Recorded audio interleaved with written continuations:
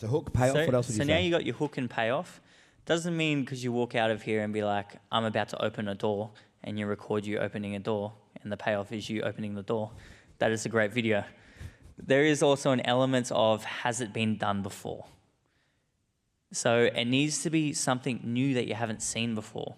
And that's why trends go so quickly. You know, someone's doing something great, and then they're known in the internet for like 2 weeks, and then all of a sudden they're not known anymore because they keep on doing the same thing. So has it been done before? And that's where like we try to get now really strategic, is we think of things that just haven't been done before. Yeah. And is it outrageous enough to stop them from scrolling? That's a very important, and you just ask yourself that question. Would you stop to watch that? Is that outrageous enough for you to stop? Because remember, TikTok's about hooking people, and it's like your initial sell, right? It's selling them into you. And then you can do some other like cool parts. So I think authenticity is extremely important. So what we try to do, rather than scripting our entire videos, so when we go to Mecca and purchase everything, like I just know what the hook is and I know what the payoff is. But in between, I don't script that. So it allows me to be me, because that's what people can see through. Someone can see through when they're just a robot. Oh, I am looking at lip gloss. No, people laugh when I don't know what lip gloss is, and when I'm trying to figure out what it is and why it costs that much. So like that's what allows it to come across as natural and whatnot. So I don't script any of the middle part of the videos. Like for example, when I came up here, I didn't script any of that. I just got awkward. Yeah. So, and one little part, and this is what makes a video go mega viral, is a twist. So, you know, they're watching and they don't expect, like they still get their payoff, but they don't expect something to happen in there. That's, like for example, I did this video where I ordered $1,000 worth of, and by the way, I actually do this. Like when I was staying in a hotel, I ordered $1,000 worth of room service because I just love food. I'm a big foodie. And my video, it was like a 20-second video, and I think it hit like 1 or 2 million views or whatever. And it was so simple. The hook was, this is what I ordered. I got so hungry, I ordered this at room service. And then I was showing like all these different meals. They thought the payoff was that I wasn't going to be able to eat it, and they'd probably roast me because, like, you know, there's a lot of starving people out there. You know, why didn't you give that food away? The twist was that I ate it all. So, like, people weren't expecting that, and that's what made it, like, and there was so many comments of people being like, well, I thought, you know, I was going to roast you because I didn't think you were going to eat it, but, you know, all I can say is, holy shit, good on you. So the twist is what really helps it. And then one last part is relatability. So, for example, people love food. People love ordering room service. So it was just a relatable video. People love Mecca. People love being looked after inside work. Or a lot of people don't get looked after inside work, which makes it relatable as well. So everything that I do is somewhat relatable in a way. I love that. Who got something from that? Yeah? Give a round of applause for that. That was good. I love that. I love that. So your hooks, your payoffs, you talked about the being a bit more outrageous, authenticity, the twist, reality. I like that. And then I think as well, you talked about TikTok and then you talked about Instagram. Now you've got 42,000 plus followers on Instagram. What are some of the things that you do a bit differently on that platform? So Instagram, I'm still kind of getting used to it. I only started TikTok like 12 months ago, but we grew that to like 200,000. And then with the Instagram, I'm still trying to figure out how it works. But from what I've been able to understand, is it is the way that you retain.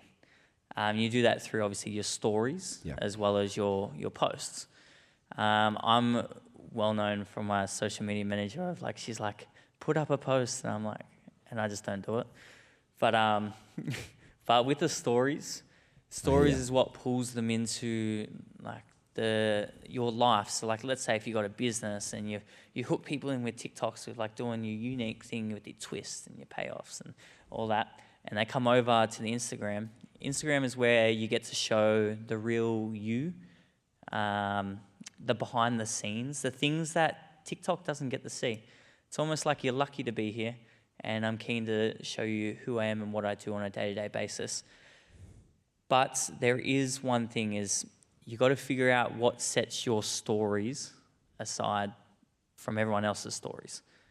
So everyone else's stories is selfies, food, travel, like work's boring. Like it's pretty much, it's almost like you're watching the same thing over and over. So it's how to be slightly different in your stories. So I'll like show people of me going shopping for my staff and picking things out like in the shops, where I might not show that on a TikTok video. Like, and there was this other thing, we went to McDonald's the other day, and I didn't realize you could do this, but did you know you can order a birthday cake through the drive-thru? But like I put that on my story because like, what the hell? That's cool. So. Did you eat all of it? No. But like just putting things on your story that people don't get to see, but like are you, and like it's almost like they're a part of your life, and almost like it's like watching the Kardashians but a better version of it. It makes sense, right? Yeah. It makes sense. And so do you think that, how much effect has that got then on your sales, your marketing, your team? Like if you look, can you quantify any of the effects? Have you looked at the data to see where our leads coming from? Where, I mean, people we get that work with you, a lot of them come from that. What about, you know, leads and sales and that kind of stuff across the business? Do you see much coming from? Well, with our weight socials? loss business, on the launch of our weight loss business, we were already a multi-million-dollar business. And that was without doing any advertising. Just people just knew me. They knew that what I was selling was true, was honest. I am a very honest person. I give my story out there. I've got nothing to hide behind. So like I really relate to people. So like when they seen that I was doing this, you know, they knew like I'm willing to like put my money where my mouth is for the people that I speak to. So yeah, I think it has, from like a quantifiable point of view, for the weight loss business, yeah, drove that to a multi-million-dollar business like that. With hiring, I've been able to hire the best staff members, and staff members are so important.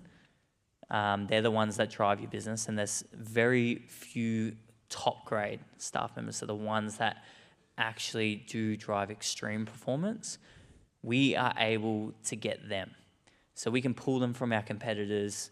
They already know everything, and they take like pay cuts to come work with us because they know us. They know that's fun here. They know they can see through the entire business just by jumping on my socials. So I think it's extremely valuable on both ends. So actually getting sales, but also getting the people who can drive revenue through your business on an unbelievable level. Yeah. What do you struggle with as a 26-year-old CEO? I would say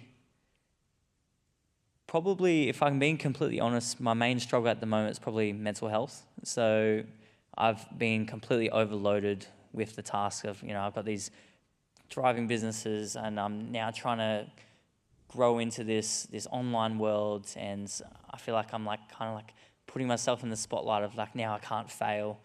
And that's, I personally, that's probably put a lot of strain on me, and it probably does with a lot of people who are trying to start or do start growing businesses. I would say a lot of people don't take me seriously. So there's been times where I pretend like I just work for a business. So for example, when I approached Uber, I approached as a staff member until I eventually got in touch with the CEO of Uber, and I just told him I'm the CEO of my business.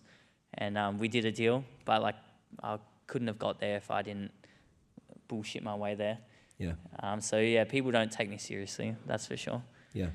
So how do you deal with that, the first part, how do you deal with that struggle of trying to keep up with the success, the growth? What are you doing to keep up with that, to try and deal with that? I have to plan very well and make sure that my people are really, really good at taking tasks off me that don't need to be in front of me. Because as you were saying, time is money, right? And I'm a very big believer of this rule called the 80-20 rule, which means that I need to work on the 20% of things that drive 80% of my result, rather than most CEOs work on 80% of the things that drive only 20% of the result. So I need to make sure that I train my team to remove that 80% of things that drive 20% of the result, so that way I can focus on the key things that drive all of the result. So that's been a huge thing. And I also recently promoted our general manager to director. That had been amazing. Like, she's been like the rock behind, particularly my consulting firm. So yeah, just making sure I've got like the right people in the right positions. For sure, and seeing a therapist, stuff like that's helped.